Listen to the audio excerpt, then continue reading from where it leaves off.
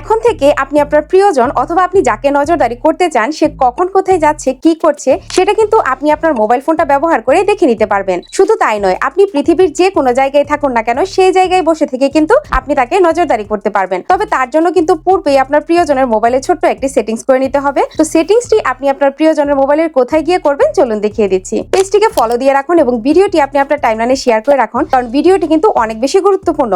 তো চলুন শুরু করা যাক। প্রথমে আপনি আপনার প্রিয়জনের মোবাইলের গুগল ম্যাপসটি ওপেন করবেন। এখন ডান পাশে উপরে যে প্রোফাইল লোগোটি রয়েছে আপনার লোগোটিতে ক্লিক করে দিবেন। দেন এখান থেকে লোকেশন শেয়ারিং নামে যে অপশনটি রয়েছে এই অপশনটিতে ক্লিক করে দিবেন। দেন নিচ থেকে শেয়ার লোকেশন এই অপশনটিতে ক্লিক করে দিবেন। এখন এখানে যে অপশনগুলো রয়েছে এই অপশনগুলোকে একটু ডান দিকে সোয়াইপ করলে আপনারা মোর নামে একটি অপশন পেয়ে যাবেন, এই অপশনটিতে ক্লিক করে দিবেন। দেন এখানে সার্চ বক্সে আপনি আপনার মোবাইলের যে জিমেলটা রয়েছে সেই জিমেলটা আপনারা এখানে টাইপ করে দিবেন। তো টাইপ করা হয়ে গেলে আপনারা নিচ থেকে সেন্ড অপশনটিতে ক্লিক করে দিবেন, তাহলে কিন্তু আপনার মোবাইল ফোনটিতে একটি ইনভিটেশন চলে যাবে। তো বন্ধুরা এখন আপনি আপনার মোবাইল ফোনের যে গুগল ম্যাপসটি রয়েছে আপনারা সেই ম্যাপসটি ওপেন করবেন। এখন ডান পাশে উপরে যে প্রোফাইল লোগোটি রয়েছে আপনার লোগোটিতে ক্লিক করে দিবেন। দেন এখান থেকে লোকেশন শেয়ারিং নামে যে অপশনটি রয়েছে এই অপশনটিতে ক্লিক করে দিবেন, তাহলে কিন্তু এই যে দেখুন বন্ধুরা নিচের দিকে দেখুন সেই মোবাইলের ইনভিটেশনটা কিন্তু এখানে চলে এসেছে। এখন যদি আমরা এটির উপর ক্লিক করি এই যে দেখুন একদম গুগল ম্যাপস এর ভিতরে সেই মোবাইলটা বা সেই জিমেলটা কোথায় আছে সেই লোকেশনটা কিন্তু এখানে দেখা যাচ্ছে। শুধু তাই নয়, সেই মোবাইলের যে ব্যাটারি পার্সেন্টেজটা রয়েছে সেটাও কিন্তু এখানে শো করছে। তো বন্ধুরা